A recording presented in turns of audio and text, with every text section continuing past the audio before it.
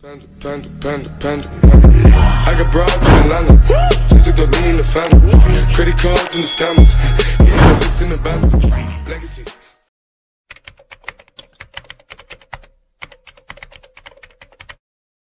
If we go back to the video, which we are playing for you, I want to show you what this person he said about the Quran, and I want the Muslim to listen carefully. Remember, the video supposedly is about explaining 2 verses in the Quran. And remember, the Quran says, as we showed you, that Allah, He made the Quran clear to you. In order to make it clear, He made it in Arabic. An hour, 2 hours and 7-minute videos to explain 2 verses. Can you believe it? 2 hours and 7 minutes lecturer to explain 2 verses. Do you see how he cleared the Quran? And did he clear it? No, because we die laughing at it. Listen carefully what he will say in the beginning. I will go and let us see when he starts. Sheikh starts getting super high academic, then it's like he's releasing sleeping gas from his mouth, and you just Inna lillahi wa inna ilayhi raji'un, right? And the first thing you hear is Inna alhamdulillah, and the next thing you hear is Aqim salat. That's the only thing you hear. So he's making fun of Islamic teachers. He says something, he ended because he explained nothing, and supposedly he is going to explain to us. Go ahead, mister. Yeah, stop making fun of the rest of the Muslims. He is the genius. So we'll try not to do that, inshallah ta'ala. But anyway, one of the cool things I want to share with you is that one of the most fascinating studies in the Quran is actually how the surahs of the Quran are organized. And this is actually a number of different subjects together. The first subject is how are the surahs themselves organized. Fatiha is first, Baqarah is second, Ali Imran is third, etc., etc. Why are they in this order? Because from a Western academic standpoint, and by the way, the first time I studied Quran seriously, it was not from Muslims. It was from non-Muslims. Take a note. The first time this person, he studied Quran seriously, it was not from Muslims. Muslims never study Quran seriously. Their study is a joke. He learned it from us, how to study Quran seriously. Now listen carefully what he learned. And when they study the Quran, they don't say, Alhamdulillah wa salatu wa salamu ala Rasulillah. They begin, like they study any literature, they start with criticism. We start, when we study the book of Allah, we begin with hamd, we begin with praise. We begin with iman, that this is the best, you know, وَالرَّاسِخُونَ فِي الْعِلْمِ يَقُولُونَ آمَنَّا بِهِ كُلُّ مِنْ عِنْدِ رَبِّنَا. Okay, this is what we say. That's not what they say.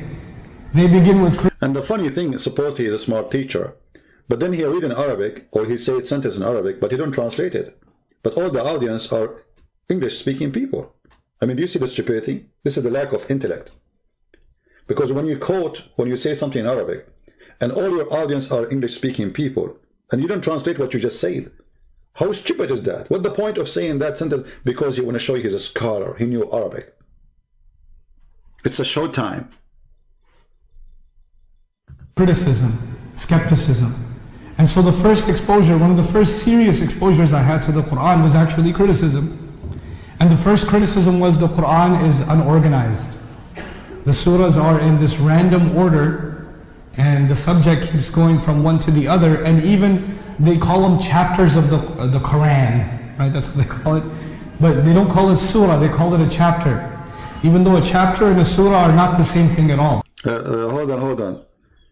They call it a chapter, they don't call it a surah. Why your God, he did not name every surah by surah?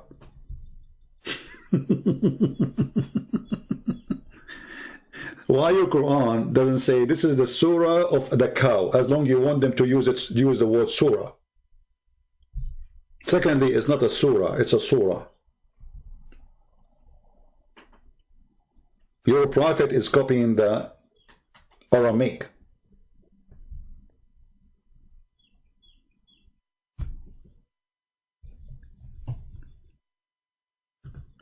And he mentioned something very important, that those who study the Quran, right away they will find that the Quran is an organized book. Did you hear it, Muslims? And he agreed. And he will agree and he will confirm that.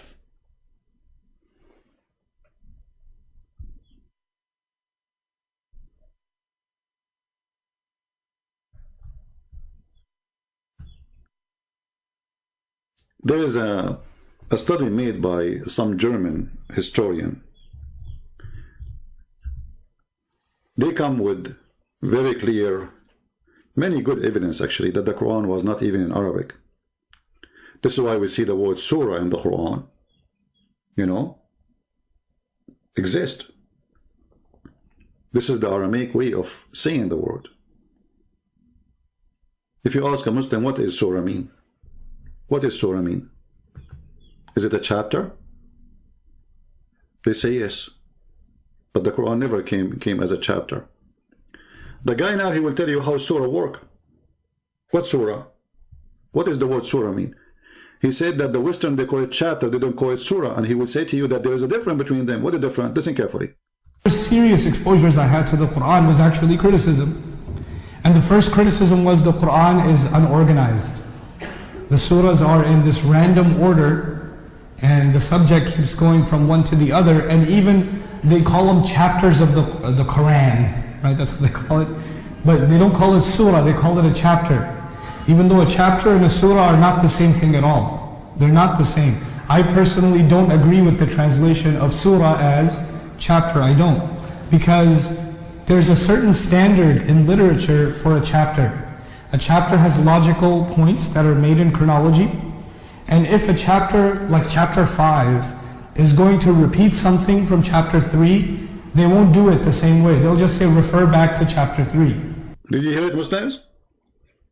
This is an organized, smart, intelligent book.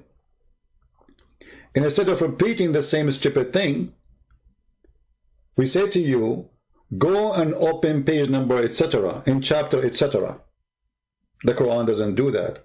And he agreed that the Quran is suffering from the flight of thoughts because a topic has nothing to do with the next topic. So how this can be a book from God? And now he's saying, I don't agree with the chapter because the chapter will make the Quran a perfect organized book. The Quran is not. He just said that. That's what chapters do. They're built chronologically.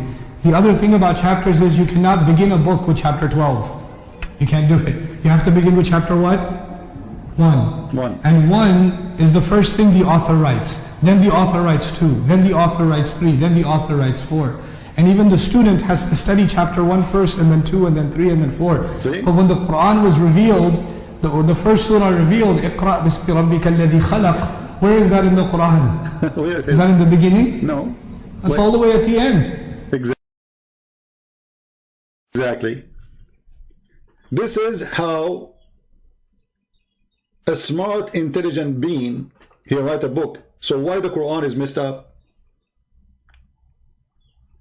The first revelation supposedly given to Muhammad is not the first in the book. And we just heard him saying, when an author, he write a book, he start with the chapter 1. You don't go and read the chapter 50, which is the last chapter in the book. But this is what the Muslim did. Allah supposedly, he gave Muhammad the chapter of Iqra, the one where Muhammad being squeezed by the guy, the cave. And by the way, the Muslims are not in total agreement about which the first one Muhammad received. They have the different stories about it. But this is the majority. They say that the first one Muhammad received is this chapter. And if we go to the Quran, we will find it, as he said, at the end of the Quran. So how something who is supposedly in the beginning of the Quran become at the end of the Quran? Read carefully. This is chapter 96. This guy, he just destroyed all the claim of Muslims that the Quran is preserved. Because if you Muslim preserve the Quran, you don't change the words of the Quran location. If Allah, He gave it to you first chapter, how you make it number 97? Who gave you authority? If Allah gave you authority, Muslims, show me. Go ahead. How the last chapter, because this is almost at the end. You know, if we check here, you will see there's a few chapters left. This is 96 and the Quran is 114. And they are very small, tiny. The rest, like the one at the end, they are like nothing, stupid verses. I can't even call them verses or chapters. So how you preserve the Quran and yet you change the location of its chapters and verses? If we go to the Quran again, we will check this.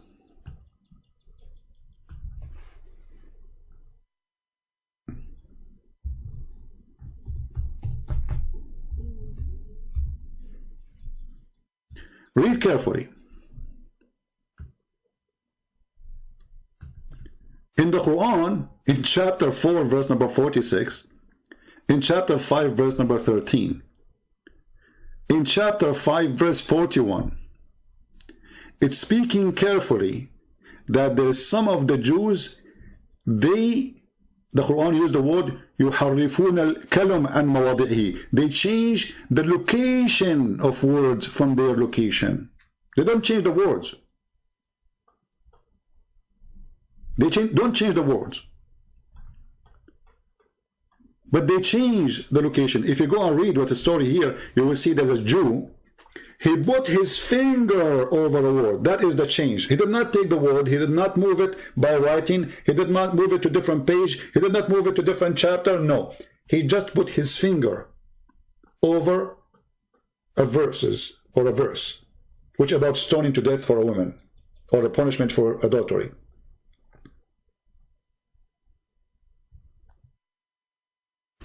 So the Quran saying it's forbidden to change the location of God's words, even by putting your finger in the top of them. So how you Muslim, you change the whole chapters from their locations?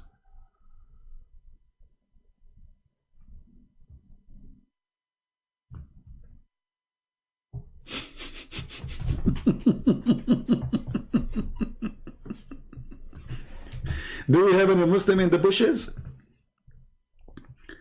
If the Quran confirms that the change in location of verses or words from their right place, and the story the Jews did not even change it, there's just a guy, he put his finger in the top of a line so Muhammad cannot see it. Go and read the interpretation. Actually, there's a hadith about it.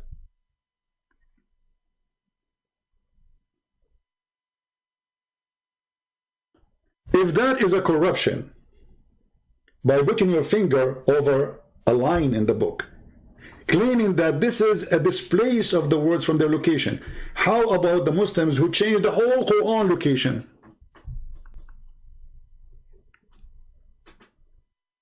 Any Muhammadan? We just heard the guy saying, well, good books written in a certain way. Chapter 1, chapter 2, chapter 3. The Quran, no. Chapter 1 became at the end. Okay, who threw it there? And if the Quran is forbidding you from doing such an act, how you do that? Who gave you the authority? Give me his name. The Caliphate? Is he the Prophet? Is he God? Is the Caliphate fixing Allah messed up book? Because this guy is saying to us that this is how the Quran is made today. Who made it this way? Let us hear more so we can laugh more. So if you're studying Quran right now from the beginning, you're going to read the first revelation at the end of your journey. It's very different. So then the order is not even the order in which it was revealed. It's not chronological. No, it's not. The other problem is the order, you know, understandably the order. Hold on. Did he say the other problem? Did I hear correctly that the person he just said, the other problem, said the other problem. By saying that, you just confirm that the Quran have many problems. He just count for us number 1. And now we will go to problem number 2. So how this is the perfect book? And you are going to explain to us the amazing book, and you start with the problems. The problem which you are talking about is made by man or by God?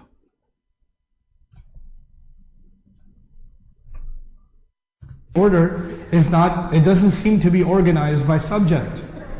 What that Did you hear it? The Quran is a messed up book. It's not organized by subject. So why it is not? I mean, have you ever heard of a book? One phrase talking about how to make salad, the verse after it speaking about oil leaking from the car. He just admitted this book is messed up. Panda. I got broads in Atlanta, just to throw me in the family. Credit cards and the scammers, hitting the licks in the band. Legacies.